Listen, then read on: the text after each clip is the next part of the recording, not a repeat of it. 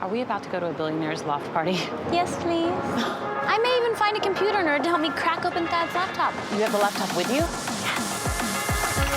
So this episode is such a fun episode. I love it for Kelsey because it really is an ending and a new beginning for her with her relationship with Thad. Rest in peace, Thad. That was a tough shooting night. That was the first 2 weeks of shooting, and we were doing night scenes. When you watch it, you're like, oh, wow, that looks so great. And it was a super cool location. You're like, what time is it? 4 a.m., oh my gosh. But it's really cool to capture New York at night. And I got home at, I think the sun was coming up. You know, there was no traffic getting home, so there's always that. Shaving 1 or 2 years off your age is one thing, but living a double life, that is a very disturbed individual. You're like a sociopath. She had to find a way around this institutionalized ageism. I don't see ageism. I see someone who stepped out of the industry and paid the price.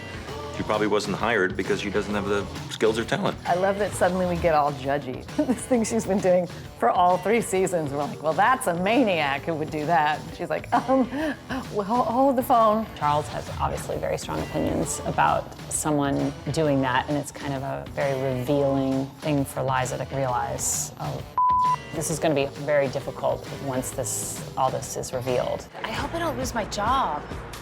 You wouldn't have to lie anymore. Yeah, and Caitlin wouldn't have to go to college anymore. I mean, I can help with tuition. My business is doing really great these days, so. I would never let you do that. But I can't tell you how much that means to me. Ballsy move, huh? It's pretty cool. You know, you begin to see him more as like a real potential future as opposed to just a fling at the time. It's nice. He's doing well right now, and he wants to help the woman that he loves. Who can argue that? It's very sweet. Josh, are you familiar with the Marshmallow Experiment? Yeah.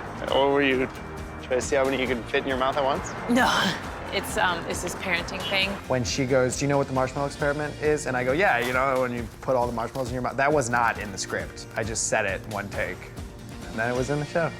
He Houdini'd her. No, that's not Houdiniing. Houdiniing is when someone has sex with you from behind, then someone else steps in, and then the original person waves to you from the bedroom window. That scene is awesome, and Debbie's genius, and they're just such a great dynamic, and it's always great to put Liza in a situation where she's like, huh, what? Yeah, what is this? These are modern sex terms for the most part. I didn't know any of them. As soon as we get the scripts, I go home and I do a lot of Urban Dictionary research. I'm usually like, I have like a gag reflex response or I laugh out loud. They're so crazy. It's one of my favorite scenes in the whole episode. And it was one of my favorite scenes when I read it. And I was like, oh, super excited to shoot that. I'm just gonna do it. I'm gonna go in there and rip off the Band-Aid. Ripping off the Band-Aid is when two guys... I don't wanna know.